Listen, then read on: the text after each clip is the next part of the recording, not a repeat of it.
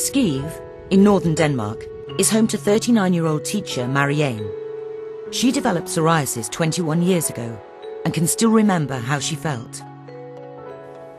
Og chokket, det er jo ufatteligt stort, altså på den måde at forstå, at 18 år og ser forfærdeligt ud over det hele. For at være rimelig normal, så har man en hud, som er grim, som folk undrer sig over, når de ser en, når man har det på hænderne.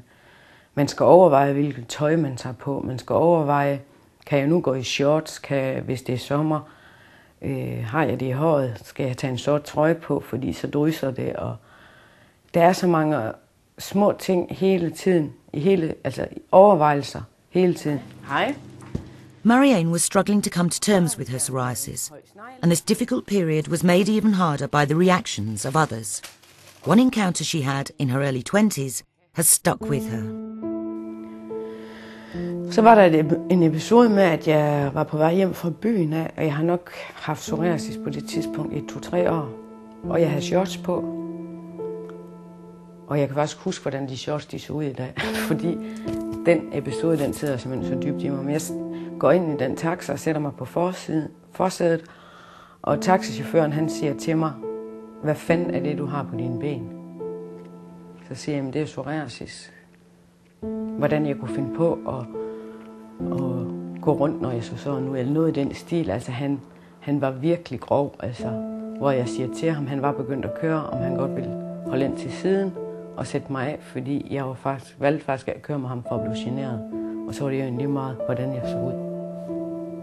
Jeg tror, at episoderne her har sat deres mærker, fordi jeg har fået det, at bemærkningerne kom så tidligt i forløbet. It was all too much for Marianne. In order to cope, she found refuge in food. Der trøstspiser jeg. Mig, som aldrig spiser chokolade eller kager. Jeg kørte det ind ligesom om, at det var bare en trøst. Så jeg tog 12 kilo på i løbet af 6 uger. Så det var ikke bare psoriasisen, men det var også en person, som blev tyk. Som havde konsekvenser af, at jeg fik psoriasis.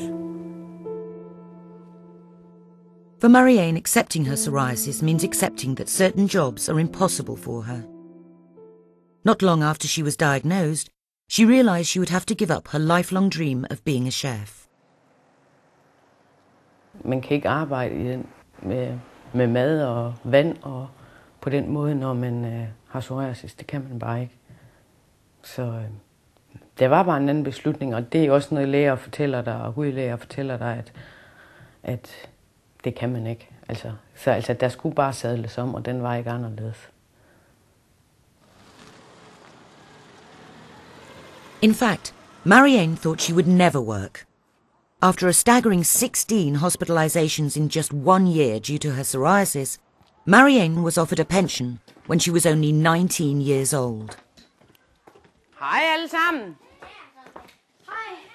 Despite this, Marianne remained determined and retrained as a teacher in 2002. Okay.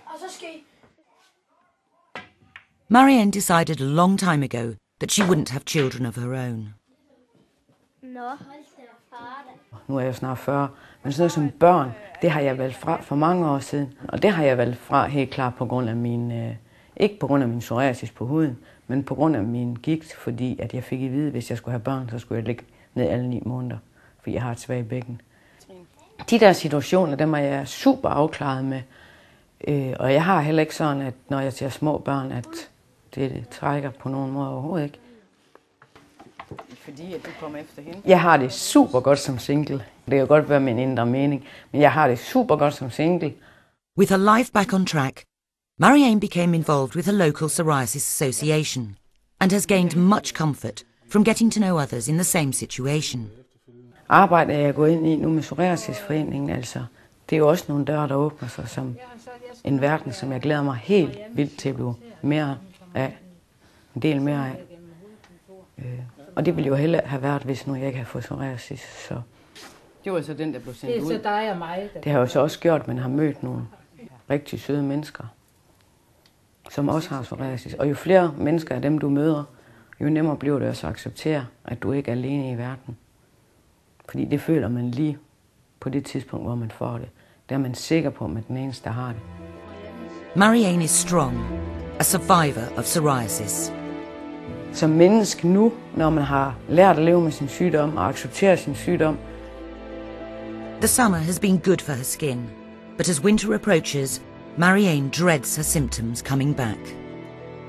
Og så samtidig så skal man forsvare sig selv, at man har det skidt, og man har ondt. Det er rigtig svært.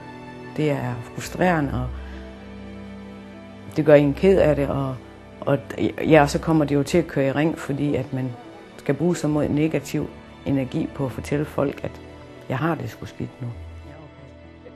Godt, det kommer igen, og den ligger altid i baghovedet.